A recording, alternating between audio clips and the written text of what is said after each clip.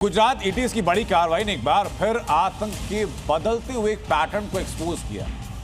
दर्जी के प्रोफेशन की आड़ में रह रहा 19 साल का फैजान शेख खतरनाक साजिश रच रहा था लोन वुल्फ अटैक। मोबाइल से उसका जाली कंटेंट मिला है, टारगेट लिस्ट मिली है, धमकी भरे संदेश मिले हैं। वो कई सवाल खड़े कर रहे हैं और सबसे बड़ा सवाल तो यही है कि इतना बड़ा आतंकी प्लान क्या कोई अकेला कर सकता है या इस लोन वुल्फ स्ट्रैटेजी के पीछे पूरा नेटवर्क है जो काम कर रहा है।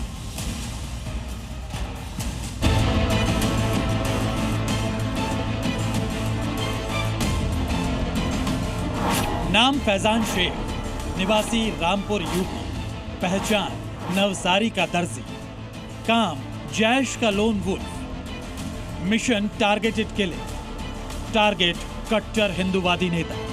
एक फैजान नाम का बंदा है जो मूल रामपुर यूपी का रहने वाला है और अभी लगभग 3-4 साल से नवसारी में रह रहा है। वो दर्जी के व्यवसाय में शामिल है। ये उस आतंकी की टेरर कुंडली है जो अपनी पहचान छिपाकर गुजरात में आतंक की प्लानिंग कर रहा था। नवसारी में दर्जी बनकर रह रहा 19 साल का फैजान शेख दरअसल आतंक के खतरनाक मंसूबे पाल रहा था। जैश-ए मोहम्मद और अलकायदा के लिए कुछ भी कर गुजरने को तैयार था। फैजान टारगेटेड अटैक की योजना बना रहा था जिससे ज्यादा से ज्यादा दहशत फैलाई जा सके। शुरुआती जांच में यह भी सामने आया है कि फैजान सोशल मीडिया और इंटरनेट के जरिए रेडिकलाइज हुआ। वो लगातार जिहादी कंटेंट, भड़काऊ वीडियो और आतंकी प्रोपेगेंडा देखता था। यही नहीं, वो ऑनलाइन चैट और एनक्रिप्टेड प्लेटफॉर्म के जरिए अपने जैश के आकाओं के संपर्क में भी था। ये जो बंदा है ये ऐसे लोगों को आइडेंटिफाई करता है जो उसके हिसाब से पैगंबर के विरुद्ध कुछ बोलते हैं। इन लोगों की इंफॉर्मेशन कलेक्ट करके बहुत सारे ग्रुप्स में भेजता है, वेपन भी कलेक्ट कर रहा है। इनको मर्डर करने का ये प्लान बनाता रहता है। फैजान यूपी के रामपुर से 4 साल पहले गुजरात आया था। यहाँ आकर वो दर्जी का काम करने लगा जिससे कि उस पर किसी को शक ना हो। जांच में हुए खुलासे के मुताबिक फैजान पैगंबर के खिलाफ टिप्पणी करने वालों का डेटा इकट्ठा करता था जिसको ग्रुप्स में भेजता था और फिर उनके मर्डर की साजिश भी रचता था। उसका मकसद टारगेटेड हत्याएं कर आतंक फैलाना था।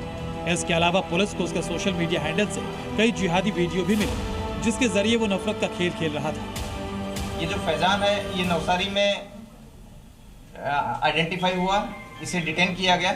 इसके पास से कुछ शंकास्पद वस्तुएं बरामद की गई। इसमें सबसे इम्पोर्टेंट एक वेपन जो कि ऑटोमेटिक जैसा जिगाना पिस्टल है और इसके साथ 6 राउंड मिले हैं। लेकिन खुफिया एजेंसीज की नजर से वो बच नहीं पाए। फैजान के मोबाइल से गुजरात एटीएस पे हम सुराघात लगे। फैजान के मोबाइल से जिहाद को बढ़ावा देने वाली 29 पन्नों की साहित्यिक सामग्री मिली है। तिरंगे की जगह काला झंडा लगे लाल किले की तस्वीर भी मिली है। भारत के नक्शे से कश्मीर को अलग दिखाने वाली तस्वीर भी है। कुछ लोगों के चेहरे पर सर्कल की हुई टारगेट वाली तस्वीर है। संदेश जिनमें धमकी भरी भाषा का इस्तेमाल किया गया है। फैजान शेख की गिरफ्तारी आतंकवाद के बदलते चेहरे की ओर इशारा करती है। अब आतंकी संगठन बड़े नेटवर्क की जगह लोन वुल्फ अटैक और छोटे स्लीपर मॉड्यूल्स पर फोकस कर रहे हैं। एक सामान्य दिखने वाला युवक जो दर्जी की पहचान लेकर जी रहा था, हथियार और विस्फोटक इकट्ठा कर रहा था। यह सुरक्षा एजेंसियों के लिए बड़ी चेतावनी है और सवाल यह भी कि 19 साल की उम्र में इतना खतरनाक नेटवर्क तैयार करना और विस्फोटक जुटाना क्या अकेले संभव है?